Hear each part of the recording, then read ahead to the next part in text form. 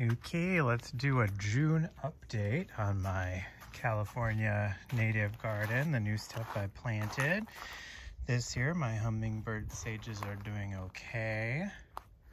Really shocked by this guy. He's kind of spread out quite a bit and has a lot of little babies growing up down here, which is pretty wild. That's cool. My snowberry has continued to evolve. I love that. This is the radiant manzanita, doing fine. Coffeeberry, doing fine. Over here, this was the coyote brush, which has continued to spread out. I do need to get in there and weed it. I do love all of these little turkey mullins, but when they're crowding out my my guys, they got to go. This is apparently wild amaranth, or at least that's what my app says it is. And then this was the thing I didn't know what it was. I think it was a spice bush that Kat bought. I'm going to replace it with this Ceanothus, which is a Ray Hartman Ceanothus. Problem here is clay. I don't know if it's gonna like it, but Ceanothus, they like well-draining soil. Clay is not well-draining. Whatever, it might be a sacrificial Ceanothus. We shall see what happens. I am very worried, very concerned about my California buckeye. It is not doing great. I don't know why. This area right here is just really high in clay. This was a California fuchsia, and the other one that Kat bought, I think, on a whim, and I tried to put it in a place where it'd be happy, but I don't know if it's gonna be happy there, so that's fine. This is a Toyon, doing okay. Somebody's eating my Artemisia, which is annoying. I'm gonna put this woolly sunflower right here. That's gonna be a new spot, which is kind of fun. All the other new plants I'm putting in where something didn't make it, but this one I'm gonna try here because I just love it so much, and I think this will be a really nice spot for it. These are my California buckwheats, which are doing really good right now. I'm very happy with those. My deer grasses are coming along. My volunteer blue oaks, 2 of them were consumed. As I said in my previous video, the roots are delicious, and so 2 of them were destroyed. There is 1 still standing. We'll see if it can get big enough to where the ground squirrels don't destroy it. Got a deer grass there doing a thing, and got a couple sedges here, which are doing great. I am very pleased, very pleased with the status of my blue elderberry. Look at it.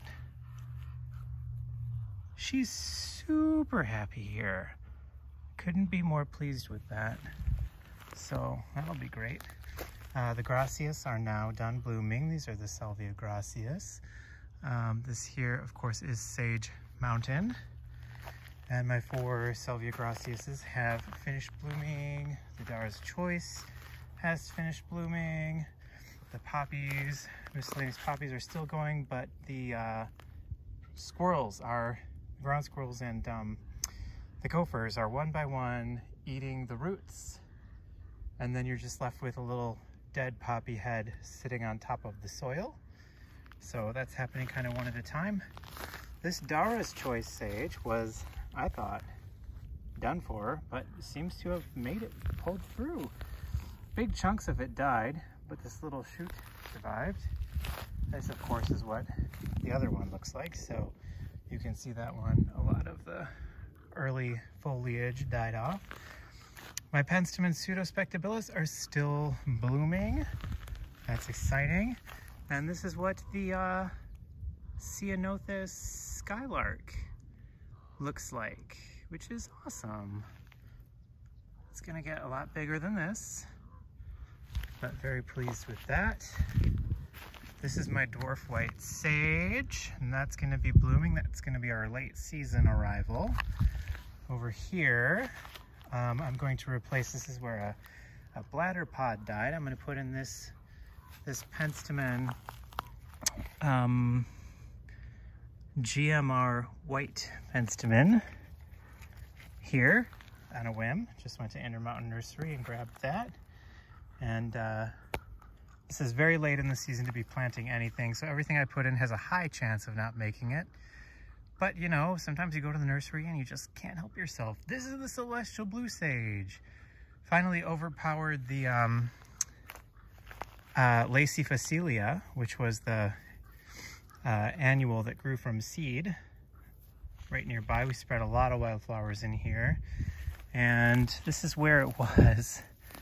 My Lacifasilia is apparently absolutely delicious. It's delectable. I'm gonna pull that out of here because I need to, you know, let my celestial blue like do its thing, you know, because she's so pretty.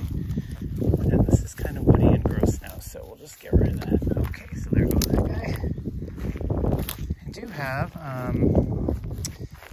there was another blue guy out here who was something that came in from seed and was really, oh, here it is. I can't remember what it was. I identified it.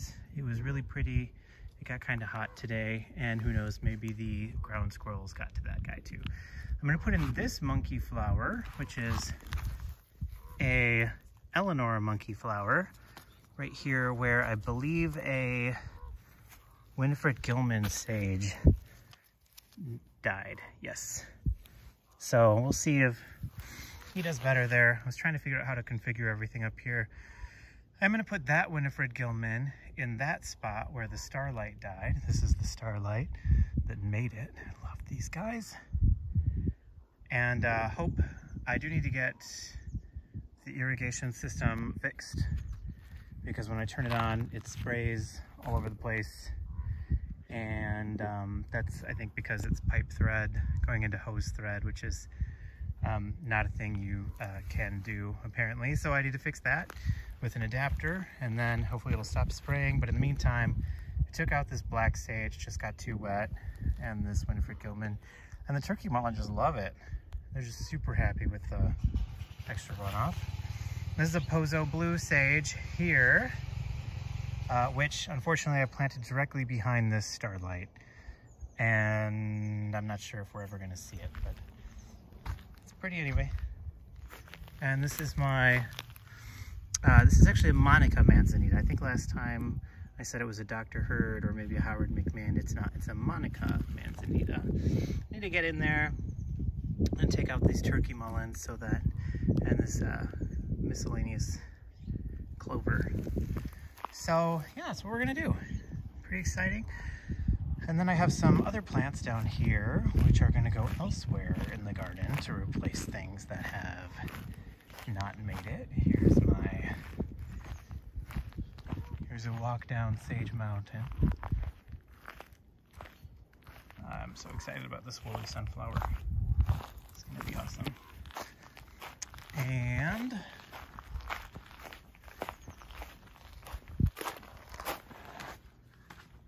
I got a few other guys that we're gonna try out.